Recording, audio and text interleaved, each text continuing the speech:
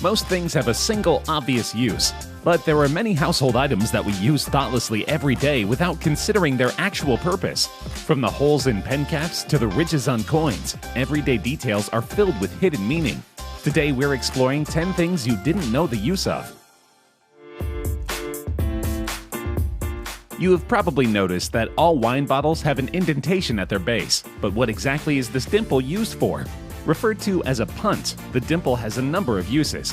For one, the punt makes it easier to hold the wine bottle. If you grab your wine bottle from the bottom, it's no surprise that the punt is present, acting as a spot to place your thumb while the rest of your fingers grab the base of the bottle. In addition, it helps the wine bottle to stand up. Glassblowers used to create punts to push the seam of a bottle up, allowing the bottle to stand upright while preventing glass at the bottom of the bottle from sticking out and cutting people. The punt also catches sediment and causes the bottle to chill quicker. Though they were once optional, it's hard to imagine a bottle of wine without this punt. Many people have wondered why there's a hole in the top of all pens. One common speculation was that it made the ink dry faster, so that the pen manufacturer could make more money. Another theory claimed that the hole in the cap helped equalize pressure when one opened and closed it. But the real answer is remarkable. They have a hole to prevent suffocation in case someone swallows their pen.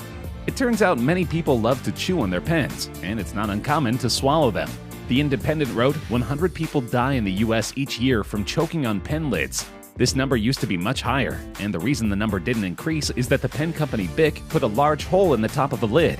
This means that even if the lid is accidentally swallowed, there's a bigger chance people can still breathe. Other pen companies saw that this was a good idea, so they added a hole to their lids too. Though few people are writing with a pencil and eraser these days, many people still remember erasers with both a pink and a blue side. But what was the point in bifurcating the eraser? Apparently, the blue end is meant for erasing pencil marks on heavy grades of paper, or dark marks. The soft pink end is useful for light grades of paper, in which the hard gridded side would tear apart, and also for precision erasing, such as removing a light stray mark from among dark marks.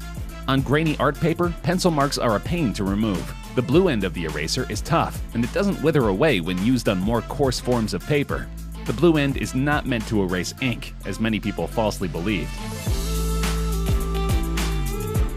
Pom-poms are a normal fixture of the average winter hat, but exactly what purpose do they serve?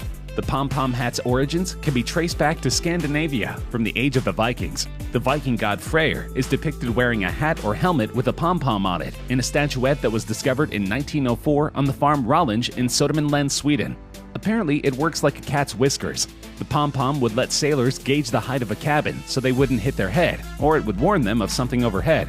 It would also protect their head in the event that they did actually get hit with something. The stylish rims you might have noticed on US dimes, quarters, half dollars, and some dollar coins are called reeded edges. They've been on American currency almost since day one as a way of keeping people honest. They date back to the time when US currency was actually made of silver and had an intrinsic value. Reeded edges served a twofold security purpose for silver coins. One, they added an additional intricate element to the coins that made them more difficult to counterfeit. And second, they prevented fraud. For as long as coins have been made from precious metal, a fairly common way to make a quick, ill-gotten buck was coin clipping. Clippers would shave off a tiny amount of metal all the way around the rims of a bunch of coins, collect the shavings, then sell them. Reeded edges ruined this scheme, since a shaved edge would be immediately obvious and alert anyone who received one that something was wrong. Many drinkers are curious about beer bottles' distinctive shape. Long-necked bottles have been used for a little over 100 years now.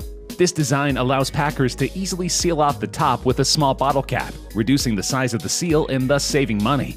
A smaller seal on a beverage container also is stronger than one spread across a larger area. Some beer bottle necks will be more bulbous than others. Wide necks used to collect particles that could be in the beer when poured. Long-necked bottles that are round also allow for a fairly efficient means of packaging, while also decreasing the probability of breakage and transport. All of these general characteristics, from manufacturing to packaging, shape why glass bottles look like they do today. The leather patch is a popular trend with today's backpacks. It's called a lash tab, or pig snout.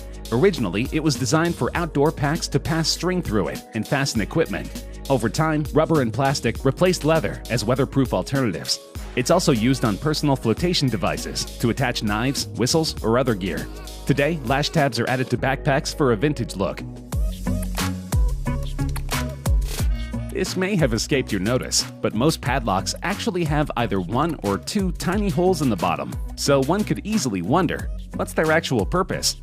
Firstly, it lets water drain out if you're using it outdoors, preventing it from rusting or freezing up in the rain or snow. Secondly, the hole can also be used to oil the lock to keep it functioning properly. If your lock is locked and you cannot open it, you can pour engine oil or any lubricating oil into the holes, which will help you turn the key without difficulty. Have you ever noticed that toothpaste tubes come with a tiny symbol on the sealed end of the tube?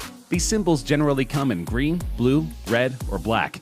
According to several websites and social media posts, the claim is that the little squares you see on the bottom of a tube of toothpaste are some sort of toothpaste color code, revealing the nature of the materials within. The post claims that a green mark means the toothpaste is all natural, a blue mark means it contains a mix of natural ingredients and medicine, a red mark means it contains natural ingredients and chemical ingredients, and a black mark means it contains all chemical ingredients.